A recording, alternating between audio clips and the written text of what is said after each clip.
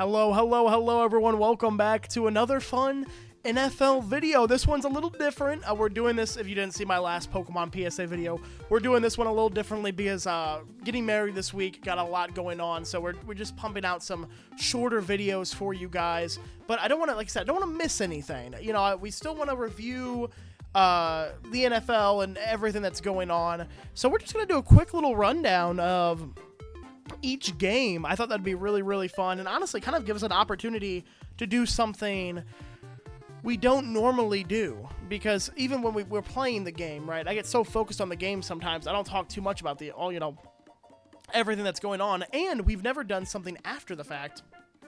This is post week 5. As you can see, I got my Chiefs decor on. It is Monday night. Had band practice. We have a concert tomorrow.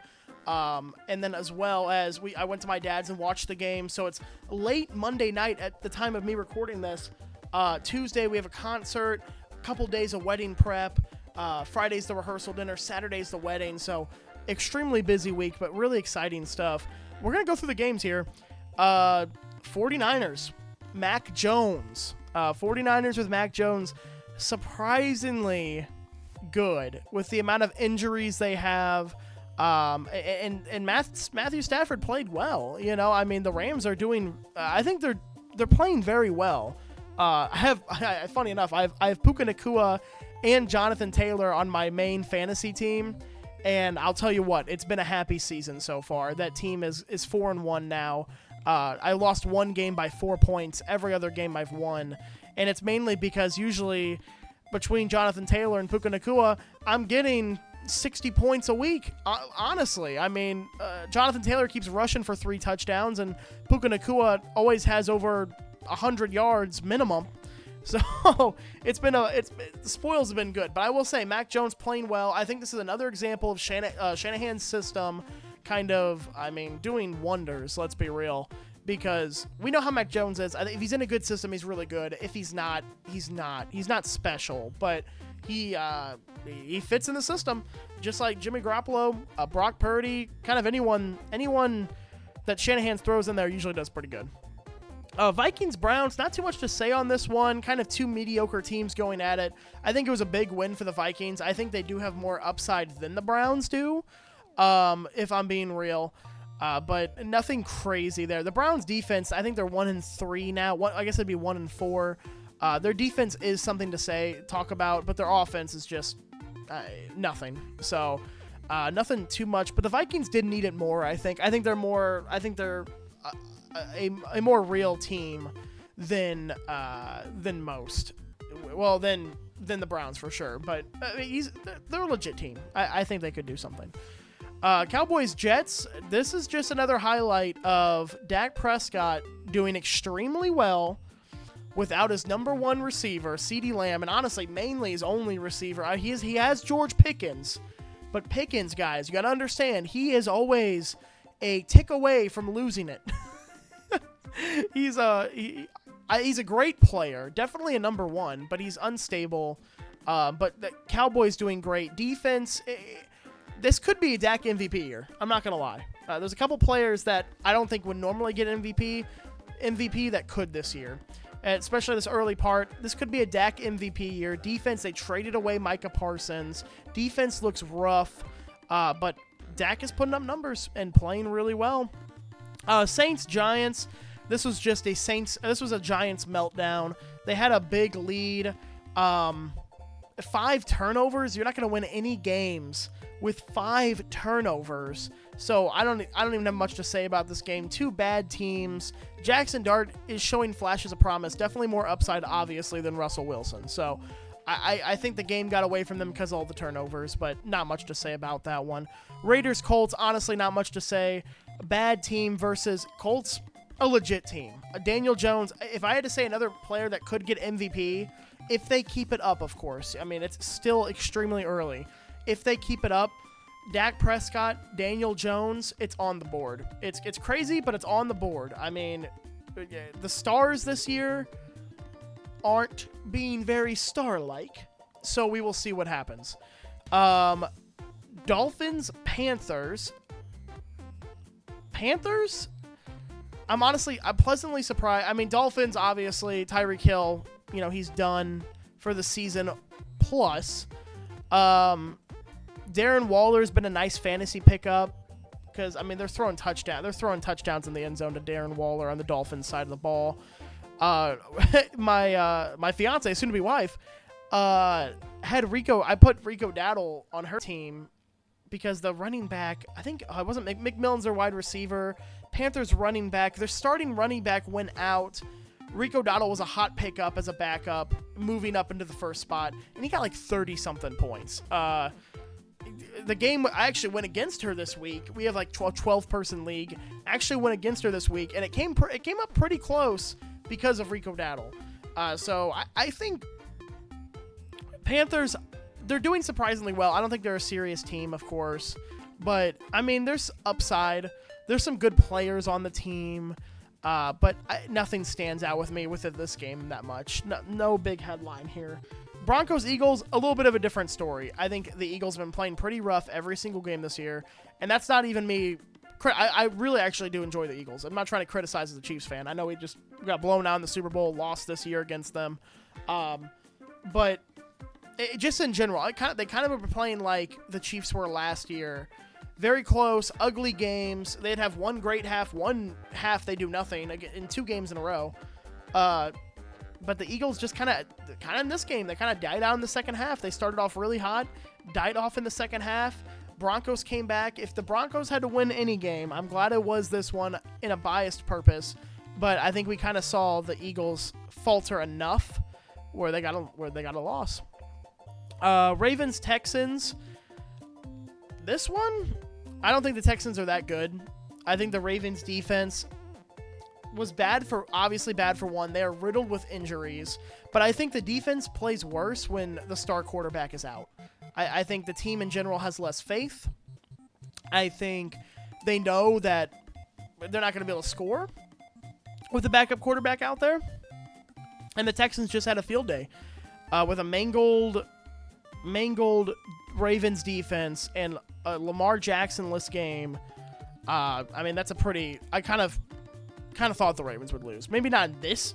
This is a huge score, I will say, but it makes sense when you factor in no star quarterback plus the defense is missing like 7 of 11 starters. I mean, that's a crazy number of starters. Titans Cardinals. I'm trying to remember. I didn't look into this game too much because I was not interested at all in this game. But I think the Cardinals, if I remember watching highlights, I think the Cardinals kind of fell apart in this one. I think they had a huge lead. Oh, that's right. I remember. Their running back, their backup running back, had a gimme 70-yard touchdown run. And he did that thing where you flick the ball out right before you get into the end zone. Just you're running clear, no one's there, but he's celebrating and flicks it out right before you get in the end zone. They would have gone up like 28 to like 3 or 7. I mean, it would have probably been game, but you know how that works. The ball flows into the end zone, fumble, they lose possession and no score. Tennessee gets the ball. I mean, it's just a huge swing. The coach was pretty much assaulting the running back on the sideline. Pretty funny stuff. And then I think there was some other not fluky, but there was some other turnover or something the Cardinals did at the end of the game. Not much to say about this game. I don't really care about either team, and I think probably most of you, unless you're fans of the team, don't either. Buccaneers Seahawks, I mean, another game of just, I love Baker, honestly. That's all I can say. I know the Seahawks had some bad, I think it was a 3-interception game for Geno, if I'm not mistaken. They got some opportunities from the Seahawks from that. But another game where Baker is it's an enjoyable team. I mean, it's a fun team to watch. I'd rather the games look like this than what the Chiefs have been doing this year. So, honestly, an impressive team. Baker's a joy. And also just some great wide receivers on each side. Like, I know there's Njigba. It's hard to say their name, but Njigba on the Seahawks side. And then the Buccaneers, they obviously have their stars. And just a high-scoring, fun shootout. turnover prone game. I mean, it was a joy. Lions Bengals kind of went how I expected. Lions were destroying, let off the gas. Bengals kind of clawed their way back. I mean, not really. They're still down 2 scores, but predictable game. No, I'm not really not much to say there. I think the Chiefs go against the Lions this upcoming week. We'll get there. Chargers Commanders. I was very happy. Honestly, overall as a Chiefs fan, a lot of good stuff happened for us. Broncos beat the Eagles, which of course I don't want divisional opponents winning, but take a personal joy for the Eagles' loss, especially being undefeated. Commanders beat the Chargers. I mean, Chargers are looking rough. Let's be real. They're getting injuries. The O-line looks rough. They can't run the ball well. Herbert is looking unconfident back there. I mean, they're kind of falling apart. And then the Patriots beat the Bills, last-minute field goal. Mwah.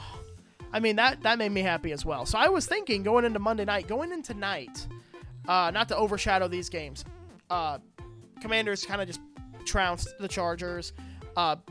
Really close game. Really, honestly, when it's Patriots and Bills, it either is a Bills blowout or the Patriots squeak by a victory. And it's like 50-50. So, like, it really is either a Bills blowout or a close game where the Patriots come out on top. Those are the two outcomes. Those are the two outcomes. So after the weekend, Sunday night, I'm like, I feel good. The Bills lost. The Eagles lost. The Chargers lost. I mean, even the Ravens. I mean, they could be a threat. So the more games they lose, I mean, that's the better for us. And the Bengals lost. I mean, right. So all of the major players, at least in prior years from the AFC and, the Eagles, lost. And I was like, I feel great. And now we just got to go against the Jaguars. Their offense is atrocious. Not atrocious, but it's not good. Their defense is really, really great, and they're great at taking away the ball. But I was like, we got this. I had faith. And honestly, game started off great. 14-0. The offense was continuing to roll from that Ravens game, and I was like, here, we're back. We're back. This is incredible. But then, before half, they went down, they scored. We got the ball back, and I was like, we just got to put some points on the board. We get the ball after halftime. We could double dip here. It would be very, very nice. Unfortunately, I don't think it was a 3-and-out, but I think we got like one first down, and then we got out. The defense did stop the Jags, so it was 14-7 at half. I still felt pretty good because the offense, besides that one drive, looked really, really good. And then the second half came around. Pretty much got a 3-and-out. I think maybe it was another one first down drive, but very quickly got out. Jaguars tied it up. Then the offense looks great. Goes down the field. Mahomes doing his thing. And the Jags defense, the reason they're 4-1 now is because of that defense. Pick 6 on Mahomes. It was a 14-point swing, right? Because we were on the 5-yard line. I think it was 2nd and goal. Mahomes threw the ball, didn't even see the defender. Guy flew out, pick 6. Mahomes missed the tackle. He goes back for like a 99-yard pick 6. So instead of us getting a touchdown, potentially going up 21-14, pick 6, 21-14 for them. It had the offense out of sorts for a little bit. We eventually came back. There was a lucky interception that honestly shouldn't have been an interception because of a pass interference. But honestly, so the Chiefs lost. They ended up losing the game, which of course sucks. But they lost with self-inflicted wounds. There was a 3rd and 15, 3rd and 13. Pass interferences on both. I mean, self-inflicted wounds. Anytime there was a big play to be made, we had a 60-yard return on a punt. Got called back on a holding, and then the same guy, Ochakran or whatever his name is, another holding on a punt return. I mean, we were just kicking ourselves in the foot. So while I used to take Chiefs losses a lot harder, kind of early on in my football enjoyment career, but now I've learned. We started out 3-4 a few seasons ago, won the Super Bowl that year. We're 2-3 right now. We do have I have to double check, but I'm pretty sure we have not to talk about just the Chiefs. We have the Lions, and then we have the Raiders. Okay, and then we have the then it's our bye week, and then we come back to the Bills. I'm pretty sure. Yep. Then we come back to the Bills. So what's gonna need to happen for us, not to talk about the Chiefs too much. I don't want it to be that, but we're gonna need to win, especially one of these next 2 games, to go into the bye 3-4 or 4-3. I mean, 4-3 would be spectacular. I mean, that would be spectacular. But I'm expecting 3-4. We go into the bye week, get Rashee Rice back. That'll be incredible for the offense. Hopefully, Worthy could stay healthy, and then we have a Bills game. And that's going to be a big deal, obviously. But we will get there. But no, thank you guys. I hope you enjoyed this. I know this is not the normal dealio I do, reviewing games like this. But honestly, I enjoyed it. And I feel like I know enough. I watch so much football. I feel like I know enough to kind of review the games. Not obviously an analyst professional, of course. But I think it was really fun to review. Once again, sorry about not having a full-blown episode. But I think this is kind of a nice change of pace anyway. But like I said, busy week with the wedding, concert, rehearsal dinner, all that stuff. Not much live streams, just to let you guys know again, not much live streams this week. Probably none until next week. We have one more week of work, and then we're going on our honeymoon the week after. So this next month will be kind of, this next few weeks will be kind of up and down when it comes to posting, but I will try my best for you guys. I love making the content for you guys. And I hope you enjoyed that. I will see you guys in the next one. Thank you so much for watching. Like, subscribe, do your thing in the comments below. If you guys enjoyed the review, let me know, because I tried my best, and I think I did an okay job. But I will see you in the next one. Bye-bye!